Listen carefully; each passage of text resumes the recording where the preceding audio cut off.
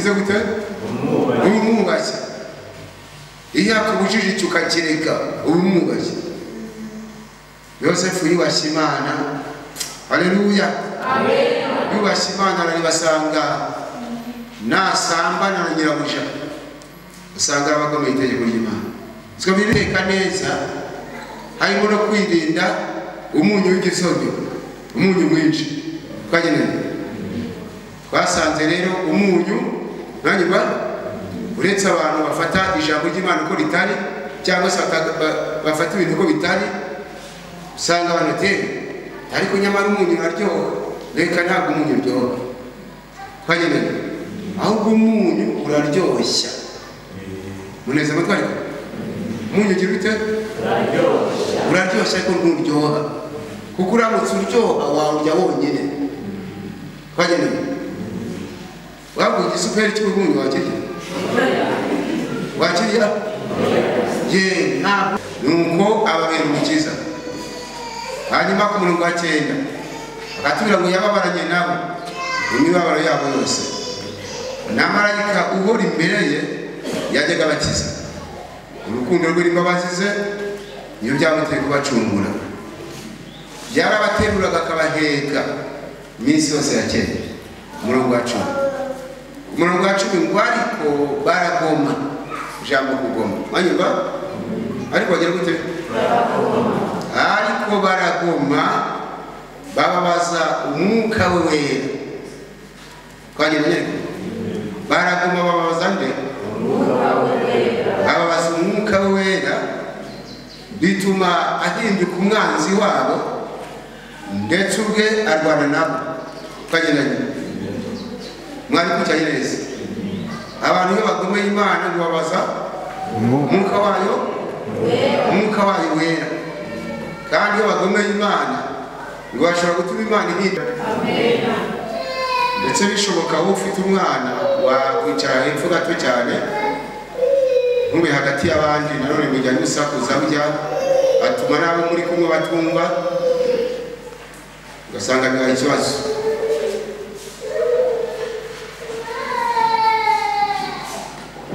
igitabo cya mbere cya Samweli turasoma icyo cya 12 umurongo wa 14 dusome n'uwa 15 nyuma turaza gusoma umurongo wa 24 maze twumve Imana dushaka mu amasaha y'umugoroba mu mwanya utari muremure amen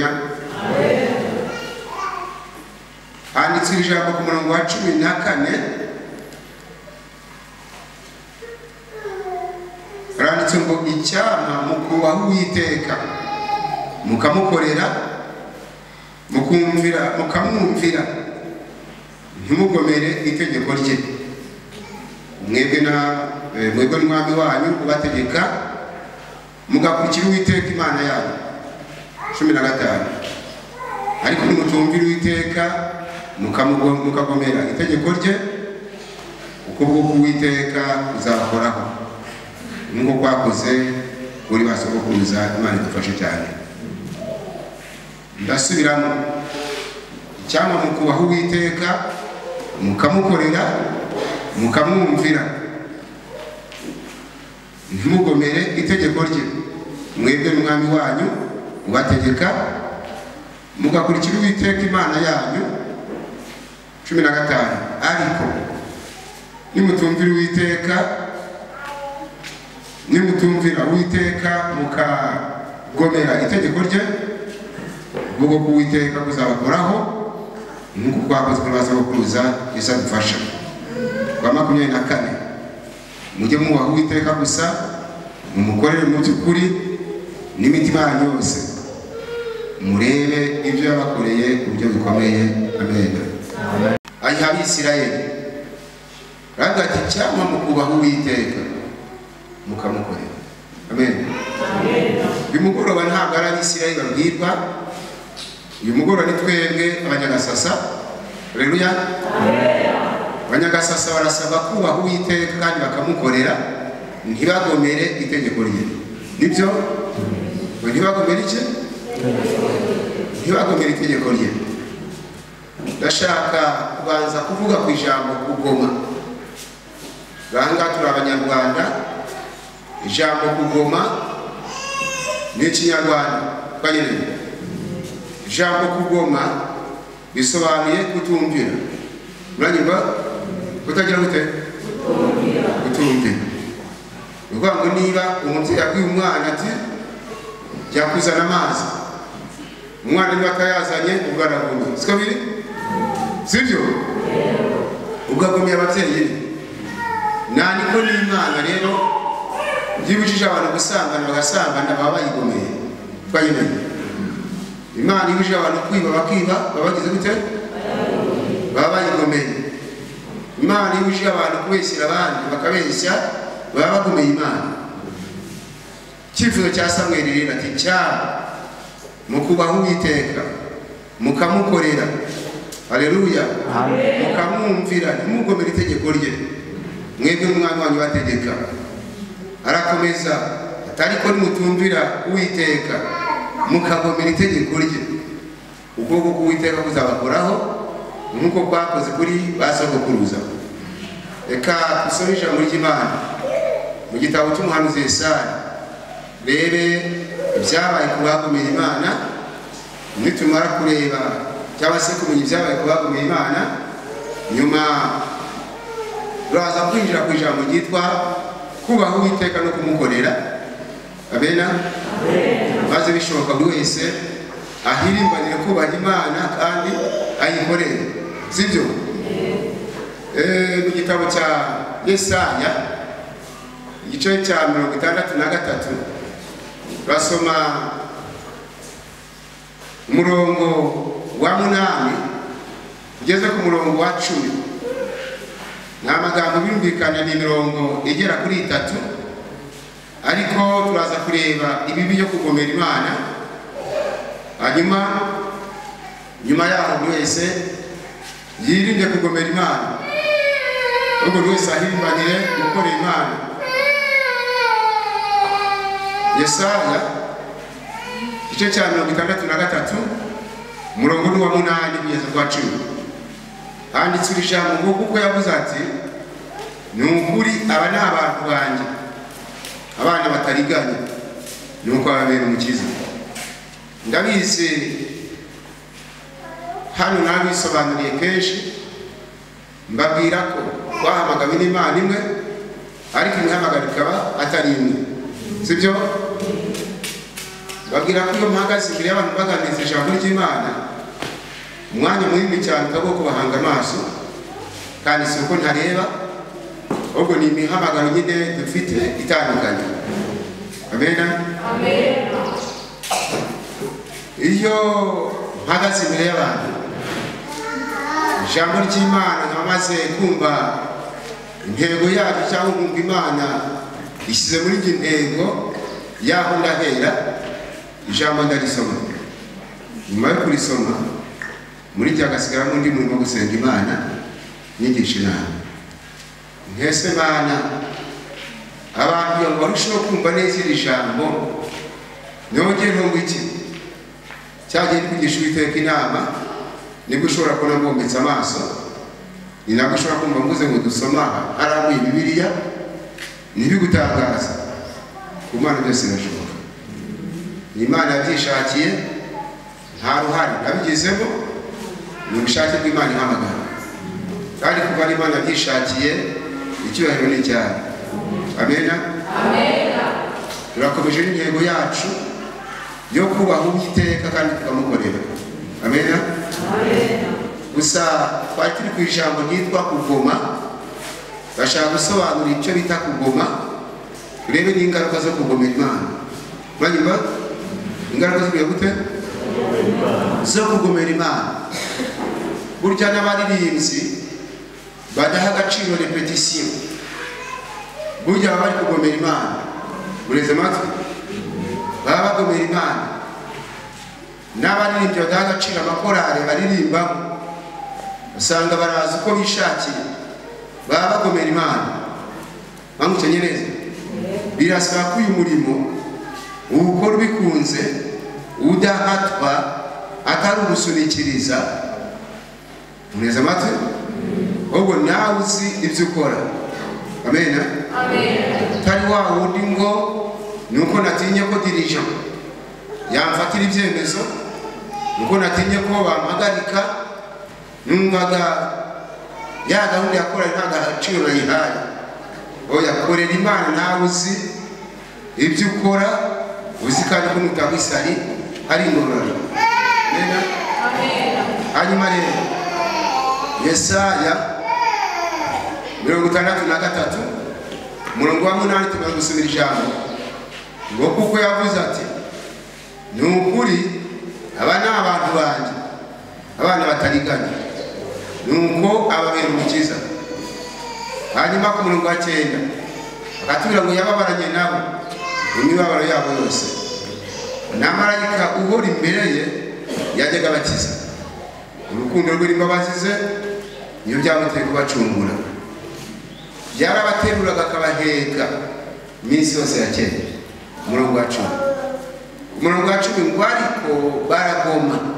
Ijambo kugoma manyumva, ariko bagira gute? Ariko baragoma bababaza umwuka we wera.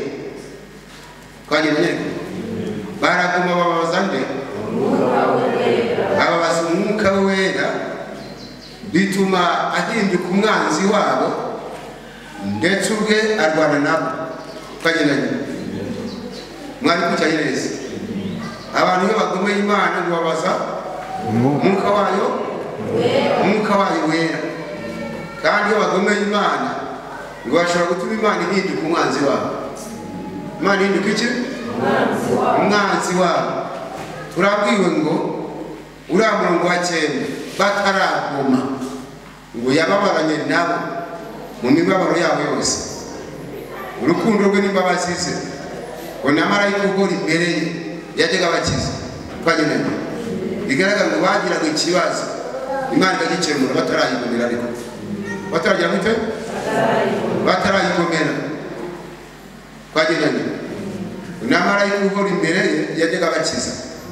Urukundo rwe n'imbabazi ze niyo byamuteye kubacungura. Arakomeza ngo yarabateruraga akabaheka. Manyumva Uwiteka yarabateruraga akagira ate? Akabaheka iminsi yose ya kera. Iri jambo ngo yarabateruraga akabaheka ntabwo bivuze ko ari kubashyira mu mugongo nyamugongo, bisobanuye ngo ikibazo bagiraga iragikemuraga. Iyo bavuga ko bagira Uwiteka bigaga ko ari Imana ishobora bingahe? Bishobora byose. Maze urabona ngo wacu umutubabaje kandi uteye Imana agahinda ngo ariko baragoma. Twagendanye bagira gute? Baragoma bababaza umwuka we wera ngo bituma ahinduka umwanzi wabo, ndetse ubwe arwana nabo. Abo yahekaga atangira kurwana nabo. Mwabimeze neza? Abo yakemuriraga ibibazo atangira kubarwanya. Bakristo mu nteze amatwi, Imana iturinde kugomera Imana, idushoboze kuyubaha kandi tuyikorere. Amen. Ijambo kugoma rero ntabwo ni ukutumvira, ni ukutagira gute? Ni ukutumvira. Bigaragara ngo niba dirigeant wa korali avuze ati ejo ni gahunda iyi ni perezida, niba utubahirije gahunda mufite muri korali, yumvikana ngo uzaba ugomeye ubuyobozi bwa korali, ariko uzaba ugomeye n'Imana. Manyuma neza, ariko uzaba ugomeye ubuyobozi bwa korali kandi uzaba ugomeye n'Imana, kandi turasabwa kutagomera Imana. Amen. Kwijambo ryatubwiye ngo icyama mu kubaho Uwiteka mukamukorera ntimugomere itegeko rye. Twagiranye nitugomere iki? Nitugomere itegeko rye. Ndagira ngo rero twibaze tutese, none itegeko ry'Imana nuko abakozi b'Imana bakora bate? Nuko abaririmbyi bitwara bate muri uyu murimo? Ko hari itegeko rireba abakozi b'Imana mu buryo butandukanye, hari itegeko rireba abaririmbyi. Amen. Haleluya. Hari itegeko rireba abakozi b'Imana muri rusange. Uranyumva neza? Hari ireba abakozi b'Imana muri rusange, ariko hari ireba abaririmbyi nanone by'umwihariko twagendanye. Ubwo wenda reka turebe itegeko rya rusange rero umuntu wese ukorera Imana. Amen. Si ibyo gusa, reba n'umuntu wese yaba umukristo wambaza izina ry'Uwiteka riramureba. Twagendanye, riramureba. Hanyuma rero twasomye handi muri kiriya gitabo cya mbere cya Samweli igice cya 12 twasomye umurongo wa 24. Hatubwiye ngo mujye mwubaha Uwiteka gusa mumukorere mu by'ukuri. Twagendanye, uburumbira ijambo naryo ni itegeko, gukorera Imana mu by'ukuri. Amen. Gukorera Imana mu by'ukuri ntabwo ari byo gusa rero ngo ni ugukorera Uwiteka mu by'ukuri n'imitima yanyu yose. Twagendanye, n'igice kimwe cy'umutima n'imitima yacu yose. Twagendanye, mujye mwubaha Uwiteka gusa mumukorere mu by'ukuri n'imitima yanyu yose. Amen. Hari usanga umuntu akorera Imana ariko igice kimwe cy'umutima ariyo kiri muri uwo murimo, ikindi gifite cyagisha. Twagendanye, mwaneze mati ariko ngo turasaba gukorera Uwiteka n'imitima yacu yose. Amen. N'imitima yacu yose. Mbese ku buryo muri nje ntumva mu kindi kintu uretse umurimo w'Imana. Twagendanye. Amen. Neza amatari. Mujye mwubaha Uwiteka gusa mumukorere mu by'ukuri n'imitima yanyu yose. Murebye bakoreye uburyo bikomeye. Hanyuma rero iri jambo gukorera Uwiteka mu by'ukuri, gukorera Uwiteka mu by'ukuri bisobanuye ngo usaba kudakorera Imana ubeshya. Ijambo uvuga ukaba uza aho warikuye, atari gupfa kugenda utoragura ngo nageze ahantu usanga bari kuvuga ngo jyoya. Twagendanye, usaba kugenda uko ijambo ry'Imana rikubwiye. Amen. Haleluya. Iyo dusomye mu gitabo cyo gutegeka kwa kabiri igice cya 13 umurongo wa mbere, gutegeka kwa kabiri igice cya 13 umurongo wa mbere, icyakora ni igice cya 12 umurongo wa 32 muri Bibiliya za kera. Dusanga handitswe ijambo ngo icyo mbategeka cyose mujye mukitondera. Twagendanye, mucyumvira ntimukacyongereho ntimukakigabanyeho. Icyo mbategeka cyose mwakujyanye neza. Iri niryo jambo ryitwa gukorera Uwiteka mu by'ukuri. Amen. Ku ijambo ryayo ntacyo wongeraho kandi ntacyo ugabanyaho. Mwakujyanye neza. Niba ari haleluya igomba kuba haleluya. Ntabwo izaba hururu, ntabwo izaba haleluya, reka igomba kuba haleluya. Twagendanye, mwaneze amatwi. Yesu natugendereye cyane. Niba dusoma ijambo ry'Imana ngo dore umwana azasama inda, azabyara umwana w'umuhungu, azitwa Kristo. Uranyumva? Urasaba kudakoreka ukuri, umwite ngo ni Kristo, ngo ni Kristo, agomba kuba Kristo. Twagendanye, gukorera Imana mu by'ukuri, kuyikorera mu by'ukuri. Mbega uko igutegetse akaba ari kuvuga. Amen. Twagendanye kandi niba ari amen igomba kuba amen. Ntabwo ngo mina. Oya, ibyo ngibyo ni ukubeshya. Kugenda nari mujye mwubaha Uwiteka gusa mumukorere mu by'ukuri n'imitima yanyu yose. Haleluya. Imitima yanyu yose. Twagendanye, birasaba ko rero ahantu ho gukorera Imana n'imitima yacu yose. Muneze amatwi. N'imitima yacu yose turasabwa kutagira igice kimwe cy'umutima duha Satani. Mwanya muneze. none usanga uravuga uti cyakora nzaririmba ariko nkore n'ibi. Mwanyumva neza? Nzaririmba ariko nkungike nkura musore, nkungike nkura mugabo. Ngo bisobanuye ngo uri gukorera abandi babiri. Twageneye. Mwanyumva neza? Nibwo usanga umuntu bamutangaho urugero rubi batikana kasebesheje korali yacu. Nyakana kabagaje korali yacu. Twageneye. Abandi bati njyewe mbonye kanaka ari kuririmba ngo nakwisohokera. Kubera iki? Uyu muntu aravanga. Mwanyumva? Agira ate? Aravanga. Kandi biratubwira ngo nta ukeza bamwe bangahe? Nta ukeza bamwe babiri. None Imana ashaka ko nje nawe ngo tuyikorera n'imitima yacu yose. Amen. Amen. N'imitima yacu yose. Andi majwi atubwira ngo ngera gukore nabiriya tuyamagane. Uzaririmba ariko ukore nakurya. Oya. Twagerene. Ayo majwi tuyacyane. Twumva ijwi ritubwira gukorera Imana n'imitima yacu yose. Haleluya. Amen. Imana tugenderere cyane. Gusa ijambo kugomera Imana ndigarutseho. Kugomera Imana. Ijambo kugomera Imana bisobanuye gukora icyabuzanijwe. Mwanyumva? Gukora icyabuzanijwe gute? Icyabuzanijwe. Abisirayeli mu gihe bavaga mu Egiputa bari bafite amasezerano cyangwa se bari bafite isezerano ryo kujya i Kanani.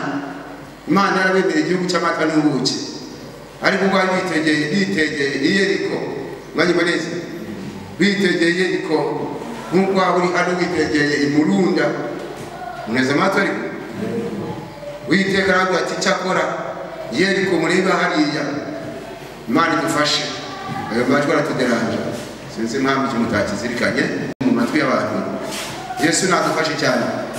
Hanyuma rero ubwo bari bitegeye i Yeriko, Uwiteka arabwira ati Yeriko mureba hariya ntibakange. Mwanyumva neza? Yeriko mureba ntibakange. Ati mukanya gatiraza kuba iguye hasi isebetse, ariko Uwiteka arabihanangiriza. Twageneye.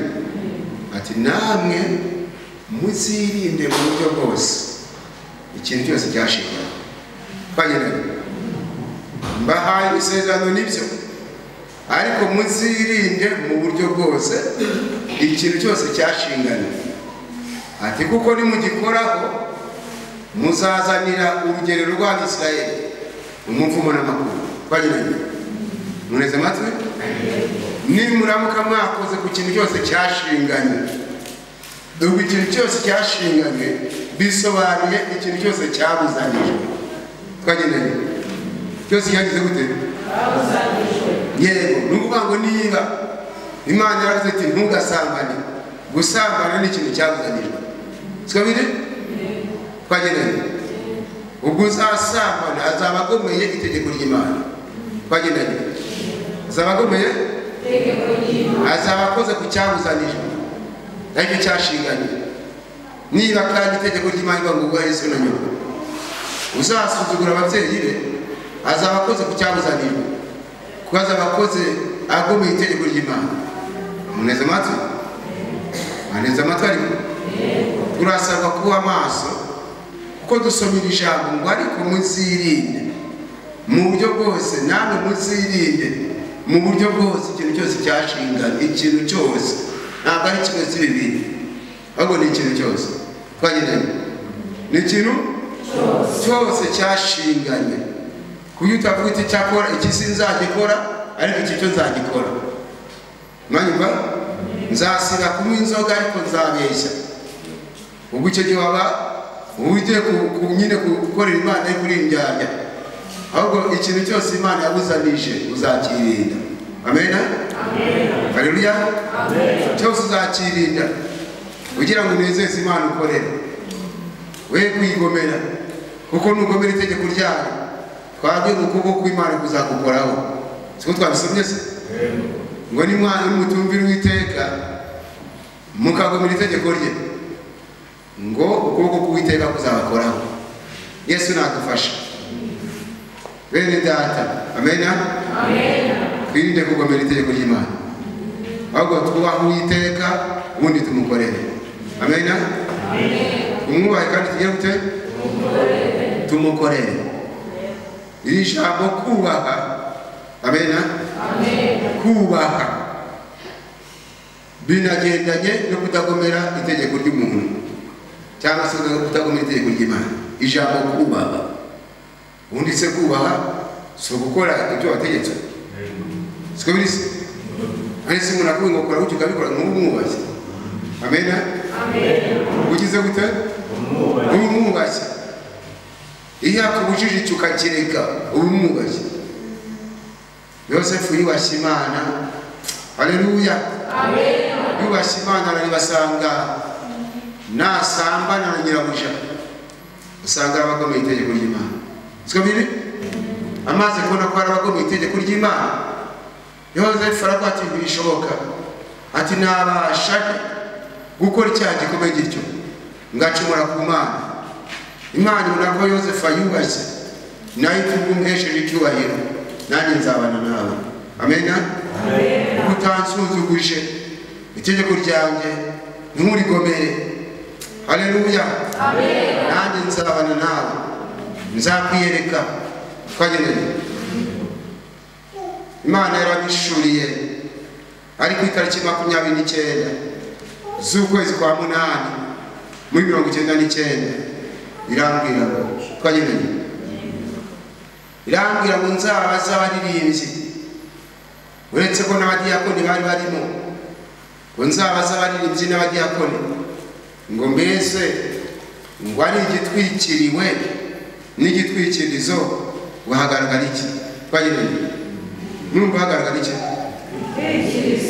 Hagaragara igitwikirizo.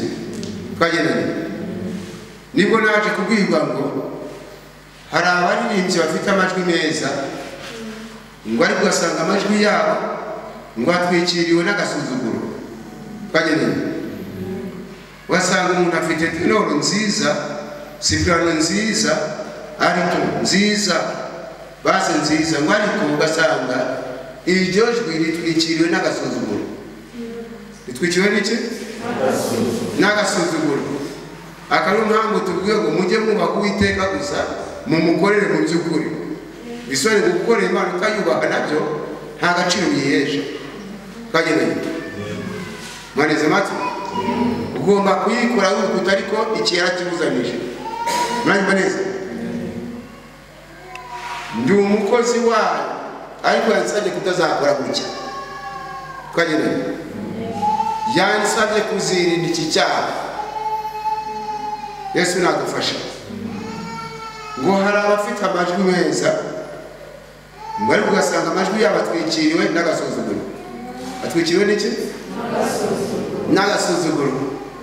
Ndabwirwa ngo hari n'abandi usanga bafite amajwi meza, ngo ariko ugasanga atwikiriwe no kwambura. Twageneye baragurizwa ntibishyure. Mani bureze ntabwo ari inyangamugayo, ni abahemu. Nuko cyajya uhagaze uririmba, aho kugira ngo uririmbira abafashwe ugasanga baratekereza ku mafaranga yabo bambuye. Twageneye bata araririmba ibiki? Ni amafaranga ari kunyishyura. Yesu nabafasha. Turasabwa gukorera Imana turi inyangamugayo. Amena. Gukorera Imana turi iki? Turi inyangamugayo. Imana irambwira nzabwira abaririmbyi ndetse n'abadiyakoni ngo bashaka ko umurimo wabo utanga umusaruro nabo bakazawuhemberwa. Nzabwira ngo abanze bakureho ibitwikirizo. Twageneye abanze bakureho iki? Ibitwikirizo. Yesu nadufasha.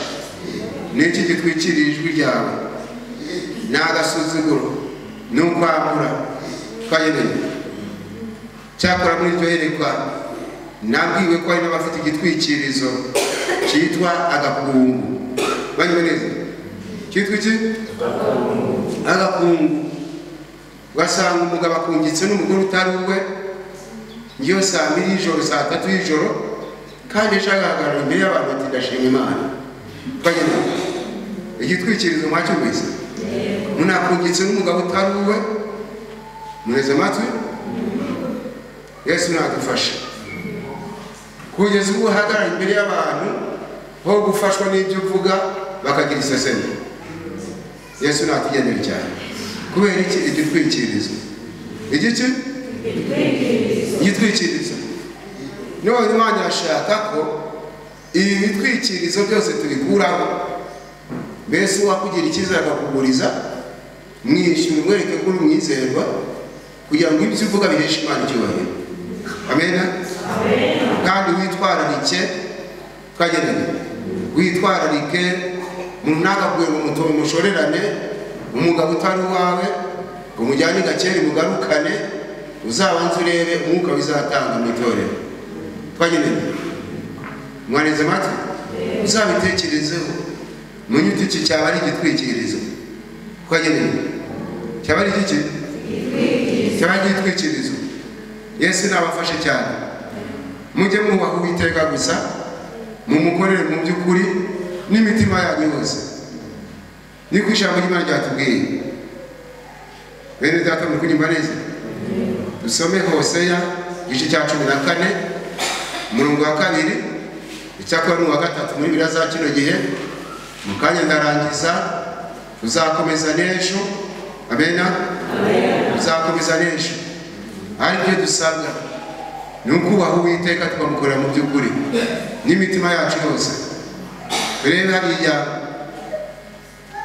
Turebe neza aya magambo yo mu gitabo cy'umuhanuzi Hoseya. Hoseya ni igitabo gikurikiranye n'icya Daniyeli.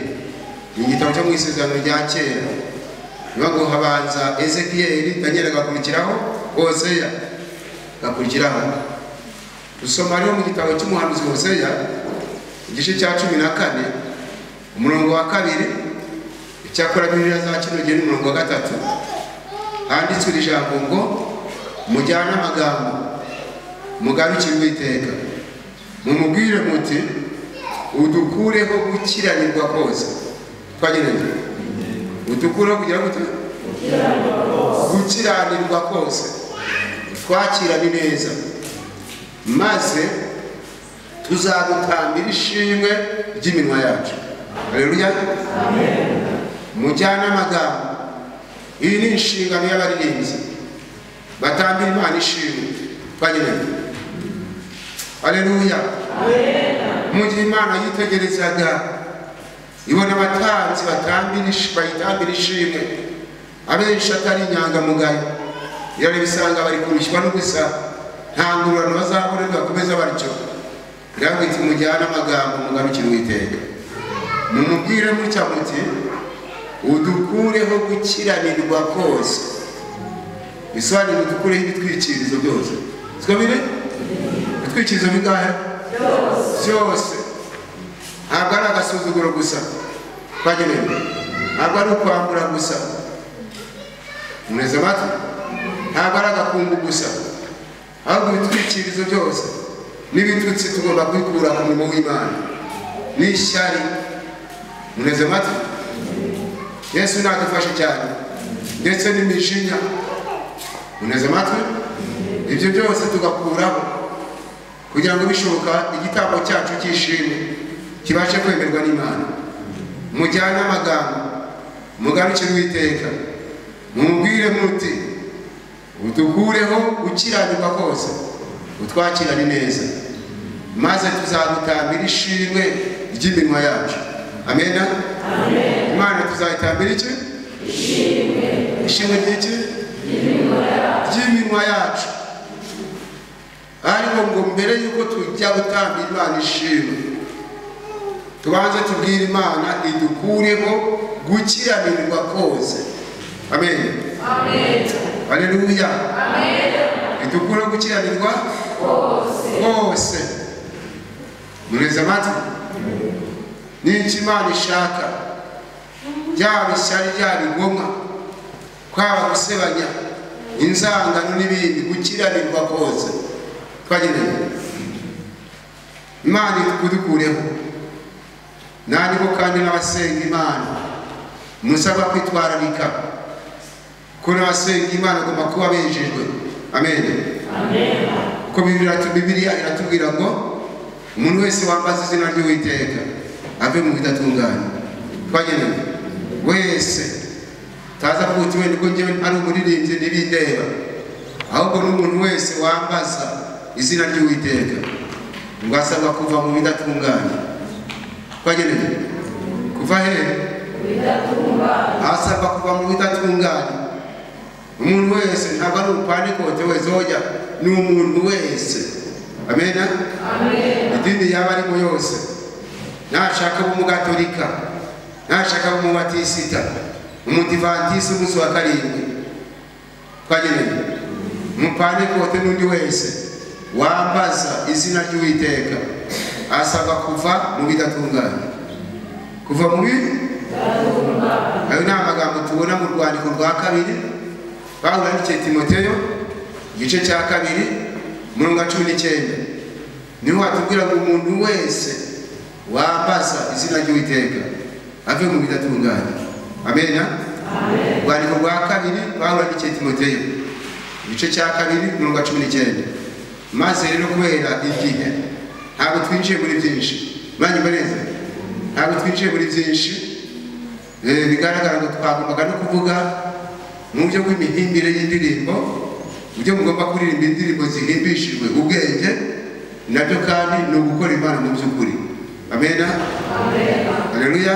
Amen. Nabyo ni byiza, ndabizi twaraganiriye, narababwiye by'uburya no guteka neza gutera peti. Banyumva? Guteka neza, guteka neza, guteka neza rero mbere na mbere ni uguhimbisha ubwenge. Indirimbo kumva irubakitse, kumva ivangavanze intego. Kagene mwaneze amatwi, kumva ntivangavanze intego. Guteka neza harimo no kuririmba ijwi ryiza. Amen. Amen. Ugendera ku manota, ibyo byose nabyo ni uguteka neza. Kagene Amen. Amen. Guteka neza, ni uguteka neza. Ikindi mbabwira ko guteka neza harimo no kwirinda umunyu w'igisobyo, umunyu mwinshi. Kagene twasanze rero umunyu nanyuma uretse abantu bafata ijambo ry'Imana ko ritari, cyangwa se bafata ibintu ko bitari, usanga abantu ariko nyamara umunyu uraryoha. Reka ntabwo umunyu uryoha. Twagene ahubwo umunyu uraryoshya. Muneze amatwi ariko umunyu ugira ute? Uraryoshya ariko nturyoha, kuko uramutse uryoha wawurya wonyine. Twagene wabwo igisuperi cy'umunyu wakirya, wakirya ye ntabwo umunyu uryoha, uraryoshya. Twagene mwaneze amatwi, bisobanuye ngo ibyo kurya bitabonetse umunyu nta gaciro. Hari agaciro? Umunyu heshwa agaciro n'ibyo kurya. Twagene mwanyumva neza. Ndaye mbabwire ngo muzika mubona synthetizer cyangwa gitari ni umunyu. Mwanyumva? Boniki? None amagambo tuvuga abaririmbyi n'ibyo kurya. Mwanyumva? N'ibyo kurya. Ubwo uramutse wumvikanishije imiziki, ibyo uvuga ntibabyumve, ubwo uri kugaburira abantu umunyu. Bagene bawurya se? Mwaneze amatwi ariko gerageza kumenya ngo ibyo uvuga bifite akamaro kuruta imiziki, kuruta gitari. Bagene none wumvikanisha ibyo uvuga umunyu uringaniye. Amen. Haleluya. Amen. Ibyo nabyo ni uguteka neza, ni uguteka neza, ni uguteka neza. Nicyo ngira mbabwire, kandi Imana ibafashe tugiye gushaka uburyo twakwiyunga n'Imana, ibitwikirizo tubikureho. Twagene dusome ijambo rya nyuma, ibindi tuzakomeza ejo. Amen. Igitabo cya Yobu igice cya 36 umurongo wa 10. Usome Yobu igice cya 36 umurongo wa 10 n'uwa 11. Maze noneho twanzure dusenga Imana. Yobu igice cya 36 umurongo wa 10 basoma n'umurongo wa 11. Umurongo wa 10 Yobu 36 umurongo wa 10 n'uwa 11 handitse iri jambo kandi iziburira amatwi yabo ngo bumve ibyigisho. Twagende ngo bumve iki? Ikabihanangiriza kuva mu byaha. Ibi byaha nibyo bitwikirizo. Twagende nibyo biki? Nibyo bitwikirizo. Twagende kandi iziburira amatwi yabo ngo bumve ibyigisho ikabihanangiriza kuva mu byaha. Murongo wa 11 niba yumvira bakayikorera bazamara iminsi yabo baguwe neza. Amen.